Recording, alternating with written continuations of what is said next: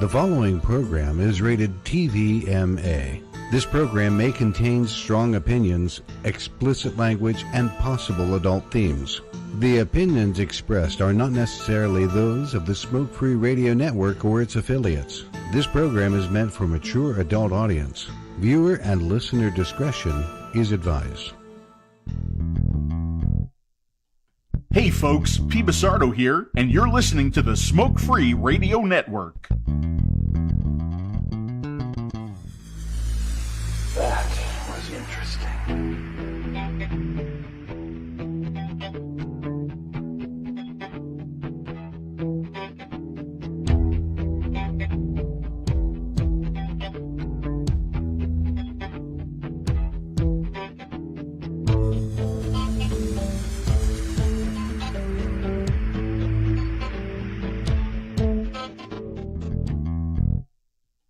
Hey folks, P. Basardo here, and you're listening to the Smoke Free Radio Network. I touch my keyboard and it all goes to hell.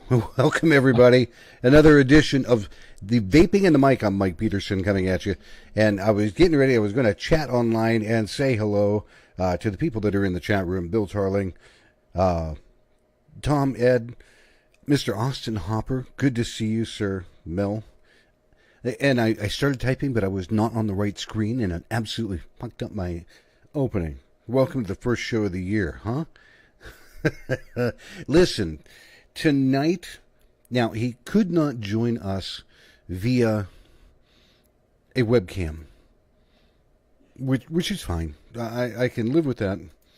But tonight, on our audio side, we've got somebody that's going to help us understand a couple of things, and he's got some opinions that I really want to pay attention to.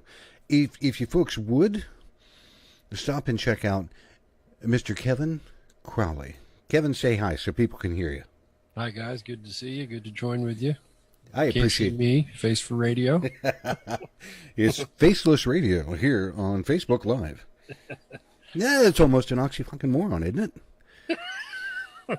Yes, we have a Facebook Live that is designed to do nothing but Facebook and live video. Right. Mm-hmm. I haven't done that either. It is nice. I very, very seriously appreciate taking time this evening, and especially, again, on the last minute. For people that are tuning in and checking things out, I always hit Kevin up at the last minute possible to say, hey, I had this harebrained idea. What are you doing? And tonight he goes, yeah, I'll be on. I'm like, absolutely. Let's have a ball here for a few minutes. There's a lot of things that I want to ask you. Okay. And I'm not directly sure where to start. First, to let people know, if you are unaware of Kevin and what he does, you, sir, run the Vaping blog Links. You are a blogger. Vaping Links blog, yeah. Thank you. Now, you don't have any liquid line. Nope. You don't own a store. Nope. Theoretically, you have no skin in the game whatsoever. Nope. Just recently got an advertiser. Lunar Rover. So that's literally it. And the funny thing is, folks, this is a man that won a Consumer Advocates Award presented to him by Dimitri Agrafiotis. Yep. And congratulations on that, seriously. Thank you, sir. Surprised the crap out of me. I heard that Dimitri had somebody grab you and make sure that you were online. They did, and I couldn't figure out why, because they were just giving awards for flavors, and I thought, why the hell am I watching this? And that was at the show that was out at Vegas. Yes, sir. That was very well deserved. I thought that was awesome. Very sweet of them, and I didn't see it coming. I had no idea. Yeah, it definitely well deserved. You, in your blogs, I know you come across and you write about things that inspire people as well as tinkle all over their Wheaties. Good. Because you don't necessarily come at this from a vapor standpoint. You come at it from the consumer standpoint. Right. And you and I had this conversation. It was an awesome day because I drove down to the Vapor Station store James Jarvis owns them in Columbus, Ohio. And I was able to meet not only you, but Fig Ramsey and David Goerlitz. Yep. And the conversations that we had down there were, to me, just amazing. It was a potpourri. It was a very flavorful day. It was extremely. I thought hair was going to catch on fire, but it was so nice because even though we all might have had a very different point of view on the topics we were talking about, nobody went up in flames. There was no Facebook drama. There was no online garbage. We were all adults, and we said, hey, you know what? I really don't agree with you, but that's okay. Yep. Now, no drama, no silliness, and the same. We all have the same basic perspective anyway. It's definitely different views on occasion, but yes, we all have the final goal of helping somebody else that wants to quit smoking. That's it. Yep. Not forcing them. I don't think anybody that was in that building wanted to force anybody to quit. So. No, it was for me. See, I'm relatively new to the entire vaping community. I'm the late bloomer that came in late and just managed to have some lucky breaks and be able to do things, and I love it. But so listening to you and James and Fig and David having this conversation, many of them, different topics, was educational. Right. Now, I say all of that in preface to saying, when you blog, you advocate anything that is harm reduction. Pretty much anything but Chantix, the drugs. I'm not as fond of those. If they work, they work, but you got to understand the risk. Yeah. Those are risk to me. More than risk. My God.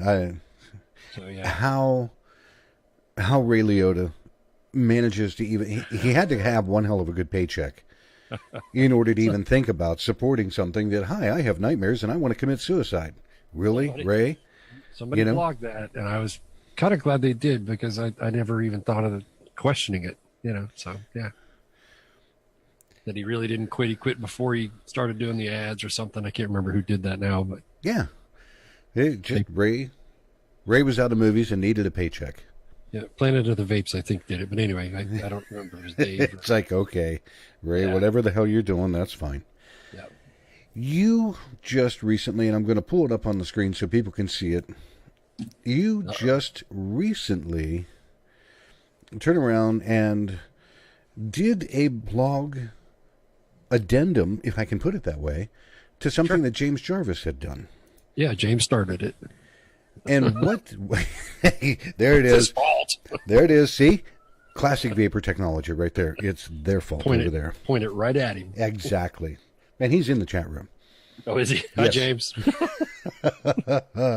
I can't see it. So.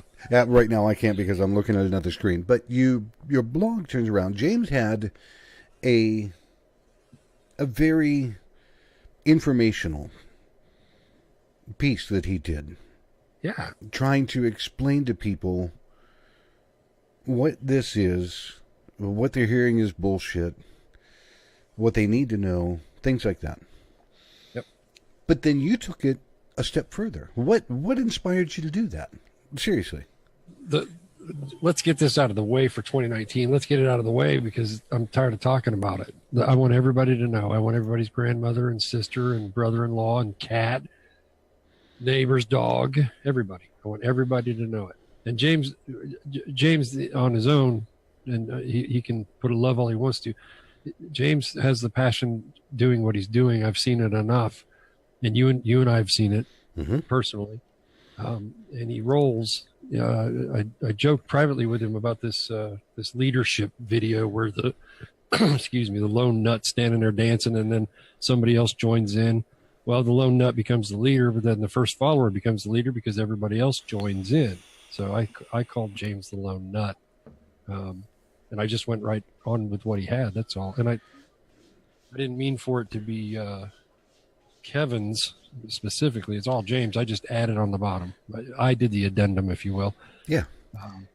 I cut his hair. I trimmed him up a little, all that good stuff. But if the public doesn't understand it, and some vapors on the original post had some questions, and they were answered properly, in my opinion.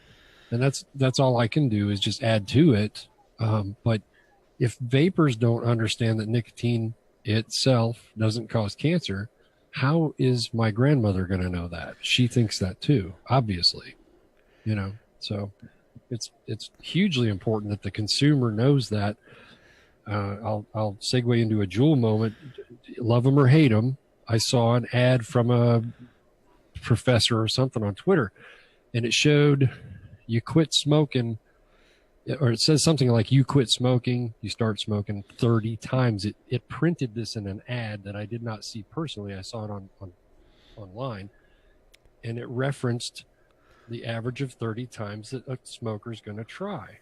And I thought, man, that is one of the most brilliant ads I've ever seen. You love them or you hate them. That's beautiful. Yep. Because of the way they approached it. So and James' approach was spot on. Yeah. And I don't say spot on a lot. That's pretty hard to do. So it was the thing that, and James, I think he had, and if I rifle through this really quick, there was like 15 points that he made. And then you went ahead and added little bits and pieces too, so people have the ability to go and look this information up for themselves, not just take James's word for it. Right. And I think that was itself. It's just the first one that they said popcorn lung is not caused from vapor products. Yep. E-liquid does not contain tobacco. That was huge. Yeah, it's not. And the one right after that, the third one that he and you did, nicotine is classified by the FDA just like caffeine. Pretty much. People don't know that. Right. It is the... I didn't know that. I'm telling you, 5 years ago, Mike, I didn't know that. I had no idea. It is the one thing that and it's true, I don't think a lot of people know it. No. It's sad, but why question authority? Well, now I do. And James is one of those people. Yep. I didn't question him. I just showed him what he was telling everybody, And it's important, again, because a lot of people just don't know. Like you said, if we as a group, an individual in a group, don't know, the public sure as hell isn't going to know. Nope. Turn around, and I read through a lot of that. And there's so many different... If anybody, either in the Facebook side or is going to check this out later, if they're going to listen to it on the Spreaker or through the Smoke Free Radio Network, seriously, go check this out. Look this post up, because it does have a lot of very seriously good links in how to get things done. You want information on how to do it, how to tell people, say, here, look, go read this, print it out, hand it out. Because, again, we as the industry cannot legally come out and say, yeah. I can. This guy can and does frequently. Constantly. Come out and say, FDA, you're full of shit. Yeah. And now, ironically, you do that often with the former Winston man, David Gorlitz, on his podcast, which is David G. Model Citizen. Right. Which, the first time I ever heard that, I thought that in itself was hilarious as hell. Calling him a model citizen, you've got to be kidding. As long as he's not needing any bail money, we're good. Yeah, and that's the whole thing. But he's hilarious as hell about what he does, and he's extremely vocal. Yes, there's no doubt about it. Yep. I want to turn around and go back into this little news piece because, again, this is something that Dimitri had shared. And now, you said that this article piece, it's the Vaping Truth survey that you did. Oh, right, yeah. How old is that now? I started December 17th at like 2 in the morning. I posted it, and I ended it, I think, like the 23rd or something of January 2015. So this thing's like 4 years old. Yeah. But yet it is so ironically beneficial that it's not even funny. Right. But here again, you took the time. Now, you mentioned this earlier. You took the time and you joined groups. You tried to get this survey out there. What Yes. was the reception like back in 2015? Probably the second, or I had to burn up some vacation time, so I had like 3 or 4 days off. So at 1 o'clock in the morning, it's my brother's birthday. That's why I remember the start date. I went to bed. I tried joining 3 or 4 groups. I got accepted to a few. I posted it on there, something like "Please take my survey" or whatever. Believe it or not, I was not a Facebook, Twitter guy. I didn't even have a Twitter account yet. Really? I don't think. I might have by then, I guess. But I wasn't an active user of social media. I'm just a shadow. And I put it on Twitter. I put it on Facebook. I got quite a few accusations of "Who are you?" and what, not accusations, but questions. "Who are you?" and "Who do you work for?" and this and that. And I'm stunned reading some of this. And one lady was asking me to answer a question. I wish I had a screenshotted it, but I didn't know what that was back then. She took it down, kicked me out of the group. And I'm like, these people are insane. I'm trying to help somebody, and they're just telling me to kiss their ass. And they didn't want to have anything to do with it. They didn't want anything to do with it unless it was maybe their idea, is what I ended up figuring out. But Vapors UK picked it up a few days later. I saw a hit on the blog, and I'm like, oh my God. Well, I didn't know who they were either. And they'd only started that blog a couple months before that. Oh, wow. Which I didn't know. And it went from like 300 or 400 in the first few days to, 500, 800, 1,500, 22. It ended up at 7,238 people. Damn. So, yeah, just me. Wow. I was red-eyed, but that's okay. I can imagine. I noticed all the way at the very bottom, and I'll scroll down to the very bottom of this thing, you actually took the time and you put down where people were from. Yes, sir. United States had 2,400 people. Yeah. United Kingdom had 984. And you took the time to actually go all the way down to Honduras, had one person.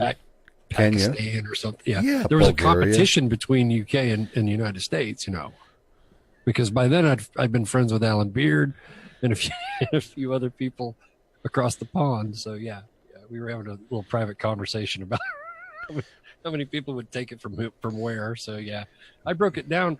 I'm not a survey administrator. I don't know anything about. I didn't ask your income. It didn't matter to me. I didn't ask your position in life. I give a shit less. I wanted to know what you thought. I left a place for comments, and oh my God, did they leave? There's 7,000 people that took it. There's probably 30 or 40,000 comments. No shit. Yeah, loads of. I could do a comment a day for 20 years and not be run out of them. Wow. So yeah, there was an amazing selection of comments. One of the best ones was a guy that said the best part about vaping is that I don't cough anymore and I don't wet my knickers, and it tear out of one eye as I'm giggling. So yeah, pretty fun. That is kind of funny. Yeah. But it was a point for somebody to come to go, oh, I'm thinking about this. What's this idiot think? And then I got a whole bunch of us. It's not just Kevin saying that. It's 7,000 people talking about it. So, yep. No, and that's when you get that kind of group of people that come together and they're talking about things, it makes a hell of a difference. Because then it's not just a couple of people. It's not just a circle or a group of people that are talking about this. It becomes unequivocally an international conversation. I'm not the lone nut anymore. Yeah. That's what it was, yeah. Have in your time in blogging, let me ask, how long have you been blogging for vaping? Probably a week or so after I started the survey. I did one about the penis reference of personal inhalant system, but personal electronic inhalant, whatever it was. Yes. System. I think I did one or two before that, including that, and then the survey was, okay, I've got 1,500 and I've got 2,200, and here's a few comments, and so I was trying to update everybody, and then from there, it just went into topic more than anything after the survey. I still use it on occasion, but not a lot. I'll reference it, but I don't put it itself on the blog necessarily. It's sitting there. No, but you, in all of your time, how much grief have you caught over your various blogs? A little, a lot, not so much. Probably a lot with the nicotine more than anything. And we're all adults, and that's what feelings are for. Right. Speaking of the Surgeon General, but everybody has an opinion, of course. And sometimes it's better to pick my battles, and sometimes it's better to go, no, you're an idiot. Not in those words, of course, but it's education, which goes back to James's whole post, is tell somebody the truth or what you believe. You got two ways to do that, so proactive as much as I can. Sometimes I ignore it. Sometimes I did one, I don't even remember what it was. Oh, the lower nicotine.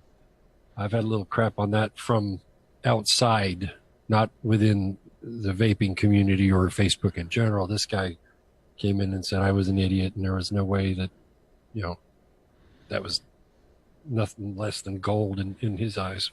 But he had no references for it, and he never came back. So, wow. I don't take much personally. You probably got to have a thick skin to be able to do some of that. Yeah. I'm an old cab driver, so. Oh, my God. Yeah. Yeah, well. Yeah, you've been around. That's another book. Yeah, we'll have to talk about that at some point in time and say, hey, check this shit out. Nicotine, you mentioned that. Yep. From your standpoint, where you're at, do you see any evidence of what is being touted as a nicotine epidemic? No. Now, and I ask you that because you're the consumer advocate. Yep. Okay, so you're out there advocating for the consumer, whether it is vaping, whether it is snus, whether it is IQOS. Right. If it is tobacco harm reduction. Toothpicks, yeah. Yeah. Nick picks. Nick picks, that was it. Couldn't think of it. Yep. But never tried them, but yeah. I haven't either. I wanted to. I just never had the gumption to go buy any. But the thing is, if it is tobacco harm reduction, you're talking about it. And I love that. Pretty much, yeah. So yeah, I won't rule anything out. But you're not seeing anything that would even come close to saying we have an epidemic. When I find kids at the side of a garage or a speedway or whatever the quick stop is in your neighborhood, and they're tearing open patches and gums, then I'm going to say, you know what? Jesus, these guys are on drugs. Until then, kiss my butt. That's all I'm saying. That's my go-to. You had a picture of, and unfortunately, I don't remember what the blog was for, but you had a picture of the Nicorette gum on a shelf. And I made a comment to that and saying, look, if this were a nicotine epidemic, this shit should be just flying off the shelf. The shelf should be barren. There shouldn't be anything because kids would be outside, like you said. Chewing gum, slapping a patch on. When you started smoking, Mike, how old were you? Believe it or not, honest to God, I was 19. Okay, so I'm 9. Think about this for a second. Anybody that's listening, I don't see the comments. I was 9 years old. The last thing I wanted anybody to do was catch me. I was hiding. So you were 9? Pardon? You were 9? I was 9. Jesus, dude. I could climb a tree. My mom could be looking out the window doing dishes, and I could smoke. So if I'm vaping or I'm smoking, they're gonna usually catch. I mean, kids are pretty slick, but if they want to be slick, they're gonna use patches and gums if it's an addiction. Yeah, and that's my opinion. That's a consumer opinion. Today, 10 years ago, I'd have told myself I was crazy. So that's unreal. I mean, just the thought of you being 9 years old and smoking. 9 years old and sneaking around when you can. Yeah. And you get a paper out to feed your habit and your addiction. Yeah. And then you're mowing lawns and you got a real job when you're 16 and you move on, right? Right. Right. You turn 18, you buy them legal and you go, look what I'm doing. Oh, did you just start? I was buying them when I was 9. jeez, oh man. These are the things that kill me because I don't know. I'll admit, whether you want to say geek or nerd, I'm right there. Right. You know, I'm the kid that was in the chess club in high school. You know, so I must have led a hell of a sheltered life or something. I knew all the people that smoked, and I knew all the burnouts and where to get your drugs and all that. But it's just, I never really paid attention. When I hear things like this now, yes, I was 9 years, oh my God, what the hell? Not proudly anymore, but no, I was 9. No, My dad was 5. But it just blows my mind that this is a real thing that was happening. Oh, which leads me right to the very next thing. Yep. You hear all of this garbage about how nicotine is altering the brain of adolescents. Yeah. How many of your ancestors were brain damaged? It's the thing. If that were actually true, then the kids that were in the 50s and 60s, 40s, 50s, 60s, are now running the country. Dave. In place of power, military. Are these people, are we going to say, by any stretch, even 30%, are they brain damaged? Einstein? Yeah, no shit. Come on. No shit. It's just, this is the thing that people aren't paying attention to, you know? The Surgeon General gets up there and it causes brain damage. I didn't know it either, though. So that's how powerful this is, and that's why I did what I did with James. Like, I just kind of, I didn't even ask him. I just said, I'm going to use a couple of photos. I'm going to put this up there. You know. Yeah. It's insane. He made a point, and this one was a good one. In what you had put together with him, number 7 was the nicotine used in patches, gums, and lozenges is the same as what's used in vapor products. Right. The same damn thing. We all order it. There are only, if I'm not mistaken, there are only a handful of conglomerates, factories, whatever, that actually manufacture liquid nicotine. It's not like you can go and have 30 different types of nicotine. Right. You know? Strengths, yes. But types, strength, no. yes. But you're looking, it's the same kind of thing as saying, in America, we have basically 3 car brands, Chevy, Ford, and Dodge. Yep. You know? And you and I could buy that by the pallet, I guess. Yes. That is by the true. Pallet full. Yeah, truckload. I can buy a truckload if I had the money. Yeah, so. I've actually been at the point where I ordered 55-gallon drums of stuff. Not nicotine, thank God. No. Right. You know, but you order gallons of nicotine at a crack while you're manufacturing. But these are the things that... How prevalent is it that consumers don't know these kinds of things? 99%. It's got to be. So they're basically brainwashed by Fox News, the ants, the Kentucky Fried Chicken, Tobacco Kids free shit. Alphabet soup groups. Those people really piss me off. Because somebody mentioned... Dimitri had a show the other night with an attorney, Chris, and I'm going to ask Bill Tarling. Bill, if you could tell me this gentleman's name. I believe his first name was Chris. He was an attorney, and he works for a very powerful kind of group that he got on, and he was on Dimitri's show, Smoke Free Radio show. Pardon? Chris Howard, maybe? I believe so. Okay. See, this is what happens. I didn't even smoke when I was young, when I was a kid, so I have brain damage. That's what the problem is. Yeah. Maybe that was my problem. I should be Steve Jobs and drop LSD when I'm 10 or some shit. But the thing being, he got on there, Chris Howard. Thank you, Mr. Tarling. Chris Howard. Yeah. And he mentioned a lot of different things that I want to cover a couple of them here later on. Okay. But he turned around and mentioned that the alphabet soup bullshit groups have no fundamental anything that we can't hold their feet to the fire for spreading lies. Nope. They can say anything they want. anything they want. We as a manufacturer or a shop owner or anybody that's doing business in the vape industry, No, if you we don't have that think right, about Dave. crossing that line and saying you the dare. truth, You're we're not allowed. screwed. So openly, I've said this before on other shows, and I've said it on my on my blog. If you can't say it and you want to say it, tell me and I will. I don't care what it is, as long as I can prove it. Yep. All day long. And I've done that. There have been a couple of things that I've passed over to you that you've gone, oh, yeah, watch this. And off he goes on Twitter, folks. And bam, it's out there. But that's just, it kills me because there is so much opposition to the vaping industry right now. Yep. How much... Oh. See, there are things that I want to say and things that I'm careful to say. One of the biggest things that Dimitri and Chris Howard covered was the upcoming HPHC health documentation that the industry is going to need to submit to the FDA by November 8th, 2019.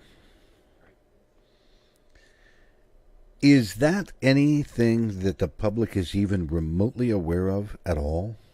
I doubt it. I'm barely able to tell you about it. You've already spoken what I know. It has to be done. I know that it involves scientific studies or 50 people in a group, or what does it involve? I don't know. The HPHCs are, we have to send it, like me. I would have to send 2 stone to send my bottle, whatever I'm going to have, what they call the SKU.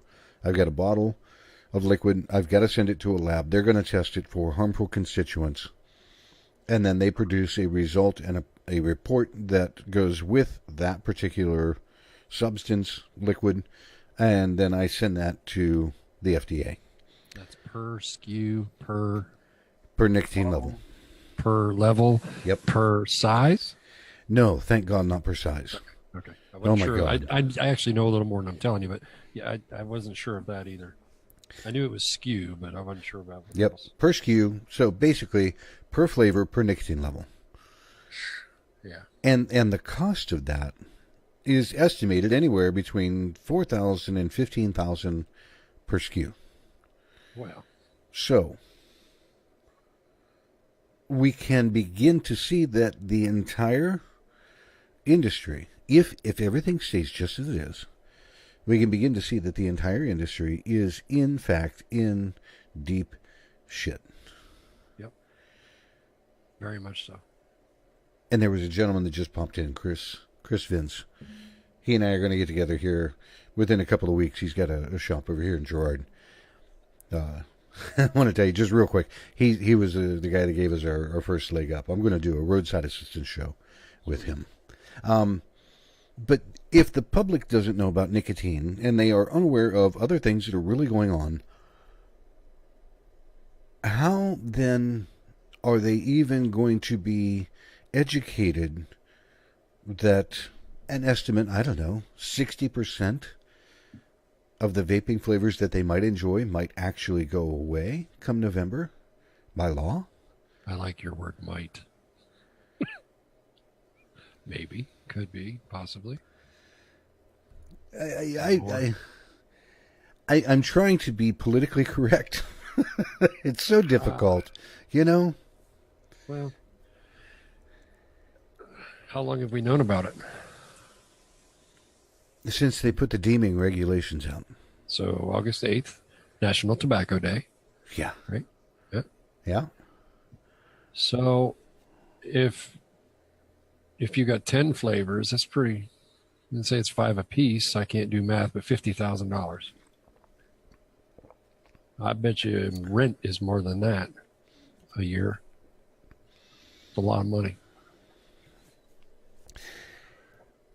A couple of people have turned around and said, and this is the part that I kind of want to rant a little bit about.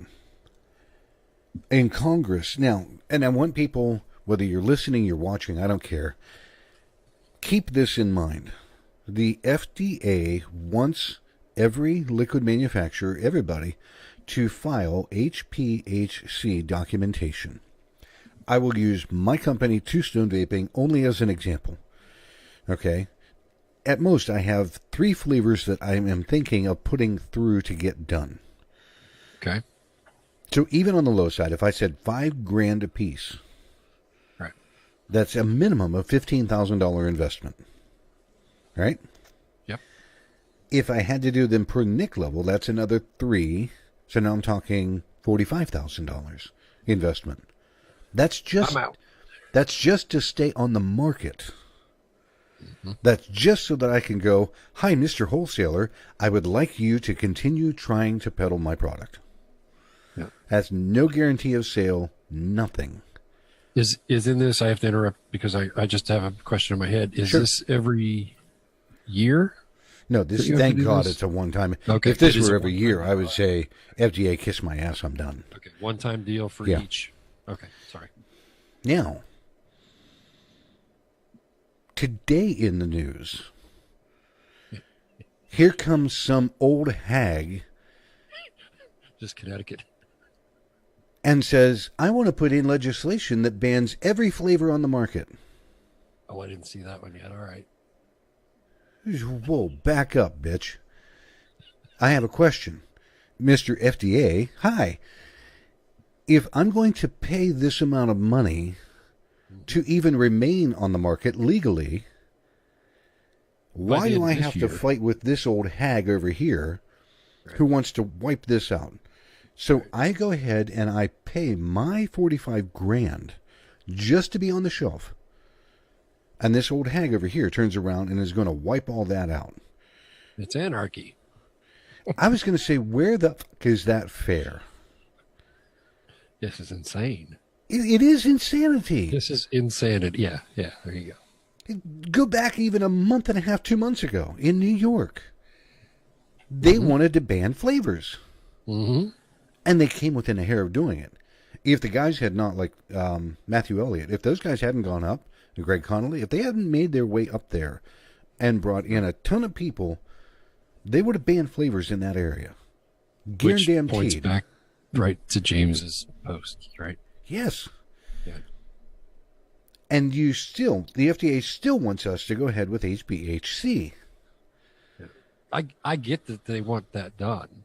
As a consumer, you want to be safe. You want to have something that's, within reason of I don't know what the tolerance is now on cockroaches and rat hairs, but you got to have a certain amount of tolerance for that. Lead. You're allowed to have 45 parts per million of That's right. fly shit. There's a fig hair in my soup, so yeah. I don't know if fig's in here or not. Rod Cochran. Rod, I appreciate that, dude. Rod turned around and he said, such a great voice. And I'm like, okay, yeah. I'll live with that. I'll buy that one. But this, now, people that are out there don't know. Last night I got up at, I woke up at 2:30, had a harebrained idea, and spent hours chasing this down. Now, this is what happens when you have sleep deprivation and you're not paying attention, and all kinds of things go through your brain. And on this very topic, and I thank God I got in touch with Ian Firth and also with our co-packer, Bill Wickstrom. But Ian had something really kind of fabulous that he turned around and now the first thing, and pardon me while I look this up real quick, the very first thing that Ian had done was he put a reply in, and I asked Ian if I could use this, and he said, yeah. I said, all right, fine. Ian had made a reply. No, see, now it's going to be a real pain in my ass. I'm going to put this in as an image, and it's only going to take me just a minute. Ian made a reply to a post about somebody that was talking about this very same subject of the HPHCs and everything else. And he had an absolutely wonderful reply. Come on now. Be nice. and I'm going to put this in just real quick because it is, and I'll read it. Ian's reply. He said, failing to register had 0 repercussions. Failing to use child-resistant closures had 0 repercussions. Failure to place the correct warnings on your product had 0 repercussions. Failure to file health documents had 0 repercussions. Failure to file ingredient listing had 0 repercussions. HPHC will be no different. That sent me on a high chase my ass, wild goose chase. And I talked with Kevin about it earlier. And thankfully... Welcome to blogging, by the way. Oh, Jesus. Thankfully, Ian, I told him, I said, do you know what I want to do? Mm-hmm. I want to create a petition that, and I explained my whole thought. Ian turned around and, being the guy that he is, took the time to walk me through why that's not a good idea. And I'm thinking a petition is a wonderful thing. He said, no, this will actually have adverse effect, adverse consequence. Okay, what? He goes, people that would sign your petition, it may cause complacency. People would look at that and go, oh, no, I signed a petition. Everything's good. It's going to the FDA. We're safe. All I got to do. We're done. Have a nice day. Exactly. Now, I never thought of that. I regulate, restrict, tax, ban. That's what they want. That's exactly what they want. And they turn around now. For the people that don't know, I probably spent 5 hours on this runaway thought train of creating all this, and I was going to jump in here and get all this done, and Ian, thank God, talked me off the cliff. Good. It just, because it's true, the last thing that we need as an industry right now is complacency. Right. Nobody needs to be sitting on their ass going, oh, I signed a paper, it's taken care of, dude, I'm going to go blow some clouds now. Bullshit. Absolute bullshit. If you're not in there doing something about it, you have a problem. We're going to take a minute.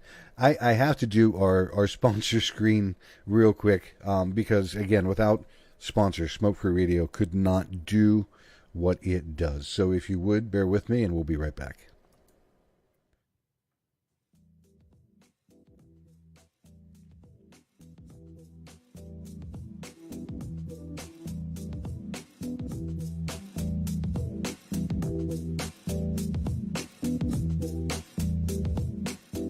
Hey now, this is Dimitri with Smoke Free Radio reminding you to please show some love to our wonderful sponsors. Without them, there would be no Smoke Free Radio, and they are as follows.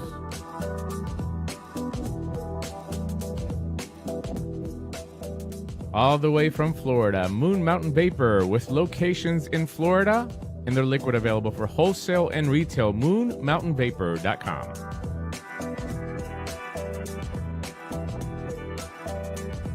Some of the best custards and tobaccos on the market from the Brickwills Vaping Company.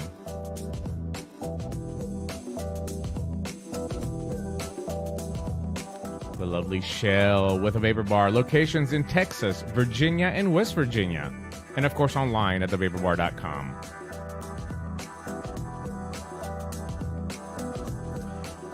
And who says you can't have award-winning e-liquid without cartoon characters? That's exactly what you're going to get at theplumeroom.com.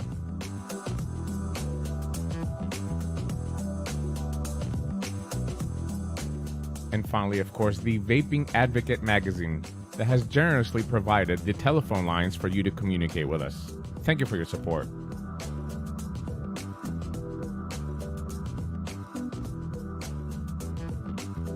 And finally, for you, the listener, don't forget to check out the coupons and codes page on Smoke Free Radio. Pick up some e-liquid and save some money. From all of us here at Smoke Free Radio, thank you for your continued support.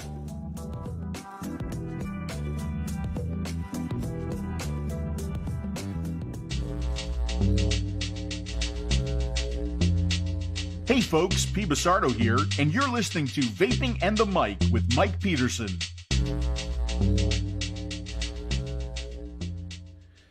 I got to stop again and say very seriously, thank you to Phil Basardo for doing that voiceover for me. That is just awesome.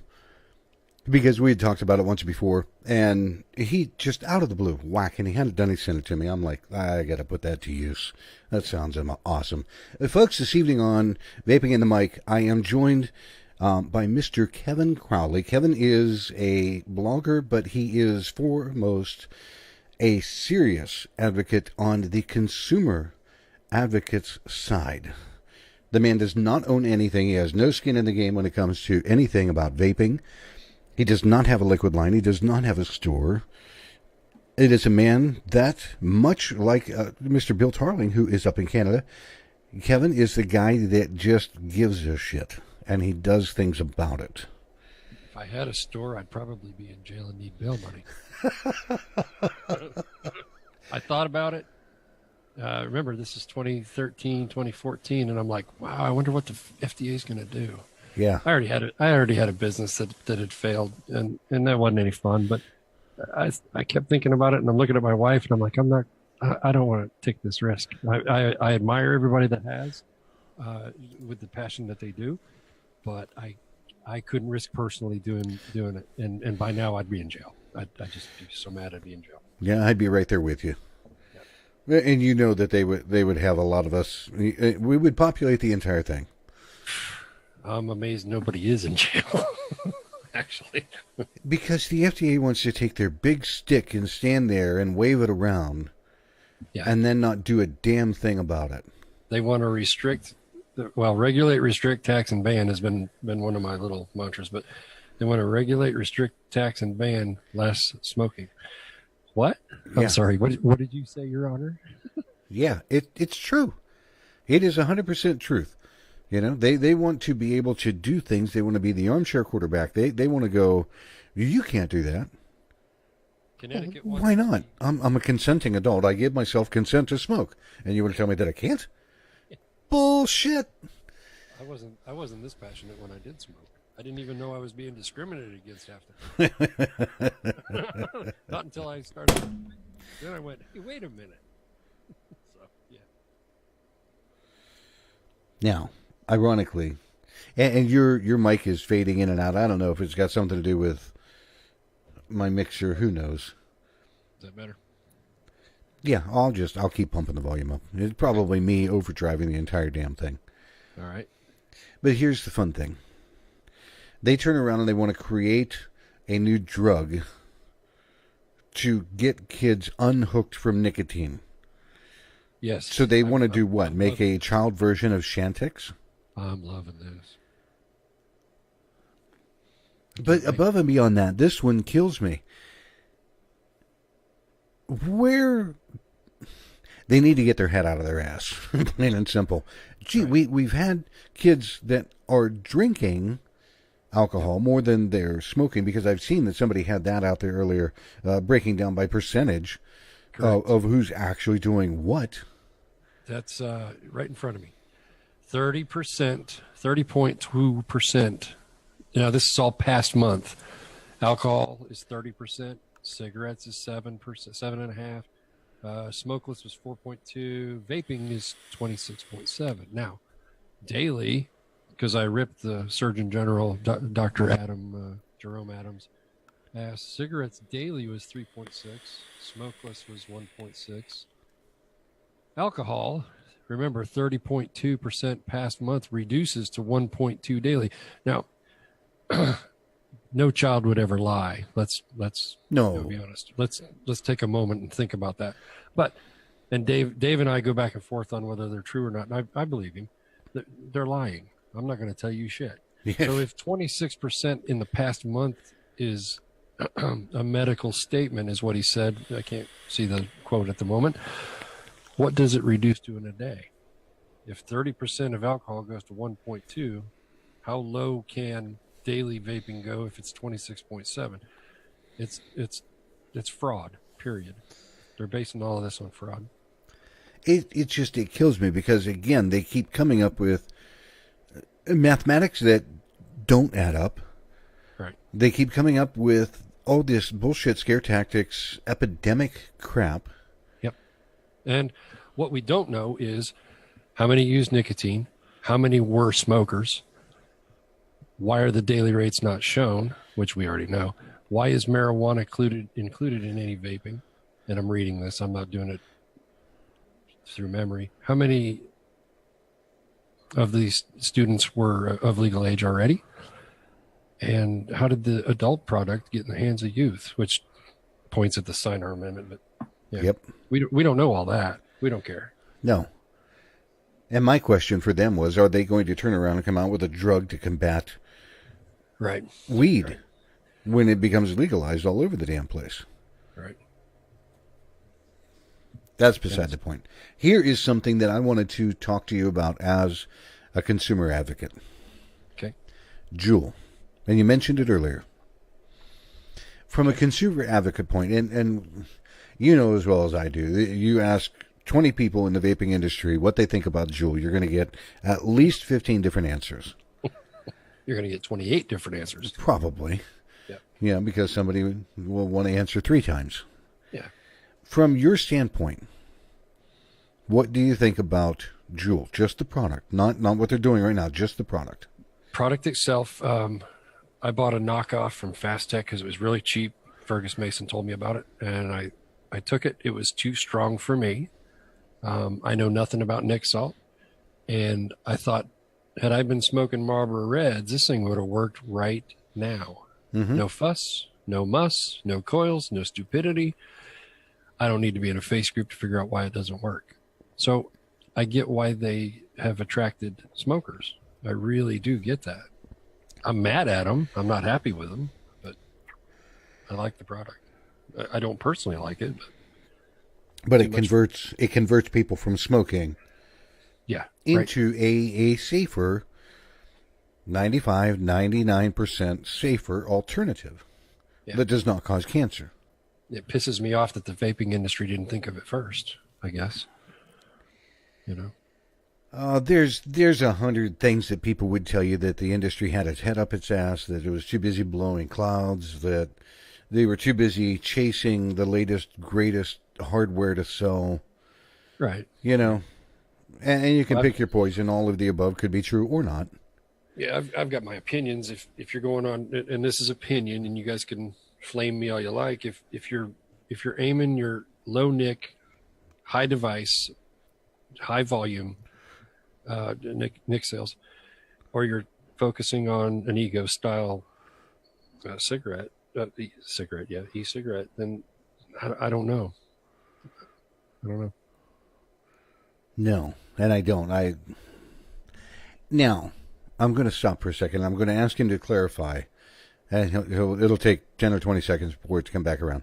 Rod Cochran turns around and he says, I'm more concerned with the wolves in sheep's clothing within the industry than the FDA. So, Rod, if you would... Hi, Rod. Can you give me a brief understanding of what you mean, or at least point me in a direction so I might recognize who it is that you are speaking of? I'm not asking for names, and I'm not asking for drop dead, anything. Just a little information. So while Rod is doing that, yep. How, as a consumer advocate now, do you feel about Juul? Because Altria, the maker of Marlboro cigarettes, has turned around and took a minor stake of 35%. They spent $12.8 billion. Blows my fucking mind. $12.8 billion. That's buh. Yeah, B. Big fucking B. Mike, billion. I'm still pissed at him. I saw an ad the other day, and we talked about this earlier. There's a study that shows a smoker will quit at an average, or try to quit, an average of 30 times. I've used that over the past few years because I think it's a great point to make. Why does it take so many times? Well, Juul put an ad in the paper somewhere. It was on Twitter, and I saw it, and it said, I quit smoking. I started again. I quit smoking, or whatever it said. It said it 30 times, and I thought, oh my God, that is the most brilliant marketing piece I've ever seen. Yep. At the very bottom, it quoted that study. And I thought, well, why didn't our industry think of that? That's beautiful, But so I'm still pissed at them. I think it was a great business move. Altria is going to bring in their own customers now. Coupons, I heard, things like that. Okay. And Bill's got a point. They're not the first. They are not the first. Oh, no. Von Earl, et cetera, et cetera. Yeah. The first of anything died with Adam and Eve and the damn apple. Mm-hmm. I mean, come on, folks. There is no first of anything. That By the time you understand that it's a first, this is the first time that's ever happened. Bullshit. The government and all the backroom deals have already happened a dozen times over. Yeah. Beside the point. Yeah. No, yeah, it is. But my question goes a little deeper. Okay. As a consumer advocate, how now is that going to be viewed with a tobacco company purchasing a minor stake, 35%, $12.8 billion? That just blows my mind. They bought this piece. Matt Myers is a very brilliant man, isn't he? Yeah. That's my And opinion. now this company is going to be, by way of contract or whatever, my understanding from the news articles and whatnot have been, now Juul is going to be able to sit next to Marlboro on the shelf. Yeah. And Juul is now going to have the capability to access all of Altria's database of sales, marketing, shipping, everything. Customer. So now, you thought Juul was a problem, being in just everywhere there's a pack of Marlboro, there's going to be a Juul. Yeah. There's going to be an ad for Juul inside the Marlboro pack, Yeah. just in case. Okay.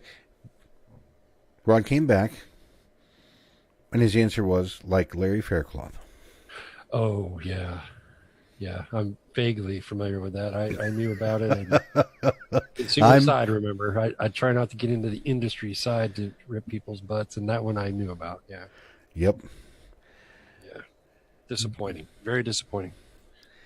Well, and Ron's got another extremely valid point of what's really going on.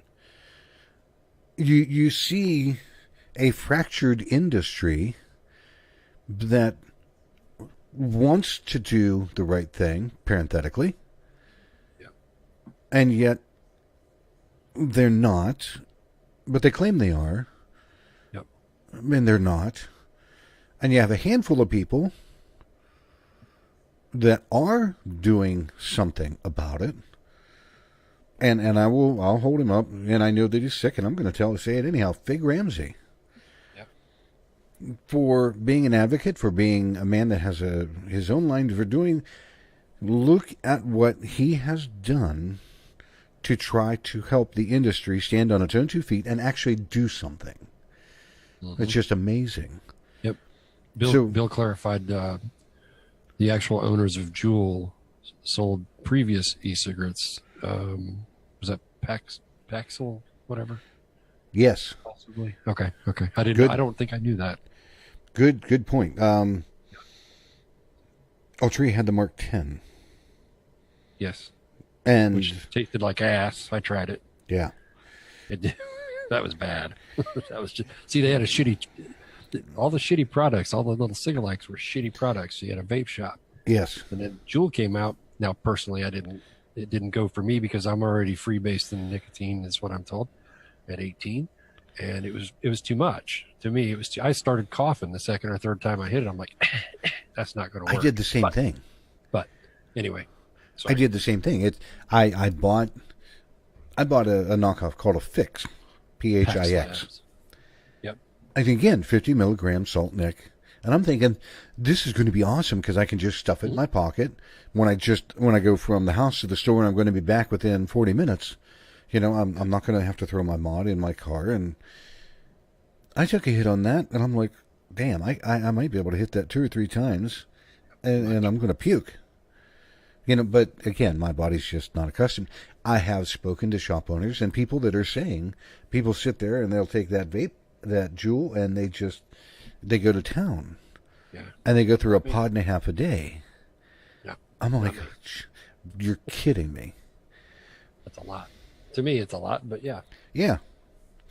James, it's a good question. James Jarvis says, I wonder how much money Dr. Adams made when Altria bought part of Juul, since he owns stock. Oh, you know what, Mike? I'll tell you what. I think I'm on a lot of things. Bill's probably one of the better ones, but I did not know he owned stock. I really didn't. And then when I saw it, I'm like, how the hell did I miss that one? Yeah. Well, James, I think that's an honestly good question, because every employee, I think they said, made $1 million. Yeah. Every Juul employee just became a millionaire because they own stock or because they're part of the company. Yeah. So if he actually owns part of the company, I'm sure it's north of $1 million. Allegedly, he had to, I think the word's divest from any and all. But as a point to anybody that doesn't know, he owned stock with tobacco companies, BAT, Altria, etc. And he was at the time Indiana's tobacco cessation something or other. I can't remember the name of it. So he was head of that as Indiana's top doc. So now I'm going to ask you, just so it's not me saying it, sure, if you would, can you tell me Dr. Adams' other title or role that he actually does in life? Surgeon General, you mean? Ding. Okay. Yeah, the Surgeon General of the United States owned stock, or possibly still does, in tobacco companies while he was preparing to become Surgeon General, and he had to allegedly divest in those. It's amazing. Was that the answer to your question? Yep, it sure was. The Surgeon General of the United States is telling you, I'm going to grab hold of it with this hand, and wait, I'm going to put my other hand out and expect my payment for what's going on. Somewhere in there, the word duplicity comes into play. Somewhere in all of that, the word hypocrite comes into play. And somewhere, this guy, if the circus were any better happening between the Surgeon General and the FDA, they would look like a monkey trying to screw a football. It's horrible. It is. Or I just put the link on there. Oh. Yeah.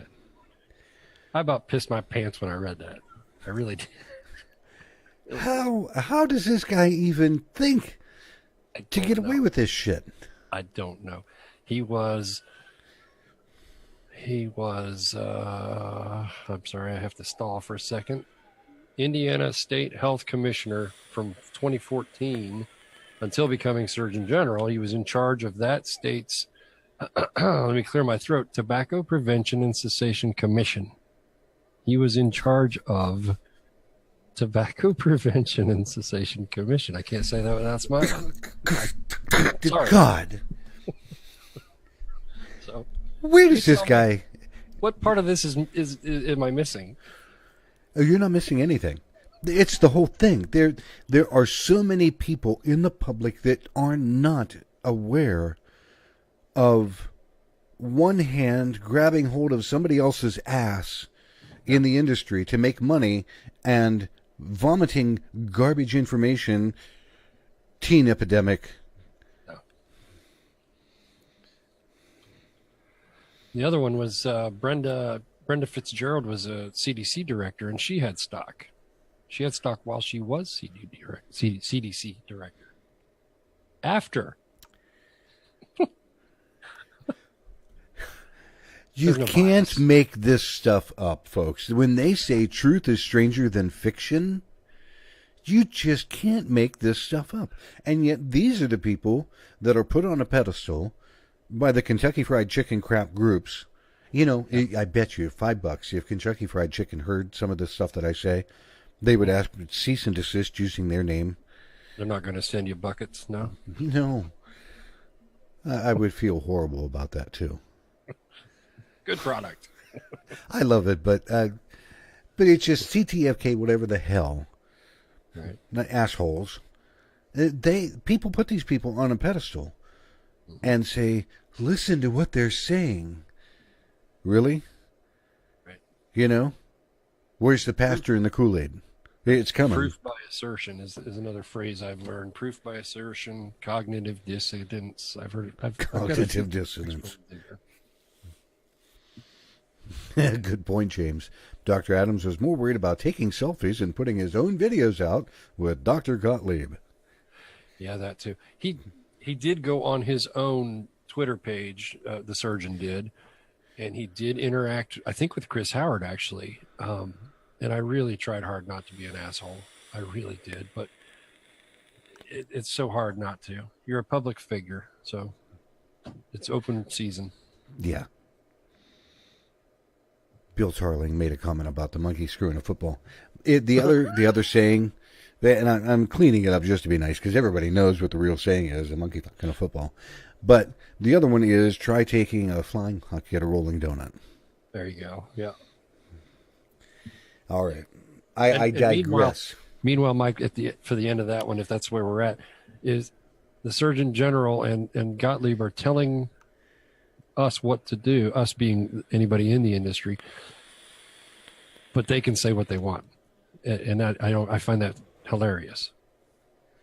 That's the one that kills me, because they can turn around and spew 4,000 tons of garbage and misinformation and lies, and yet they want us to stand here, and when somebody goes, so is vaping safer than smoking, we have to look like this.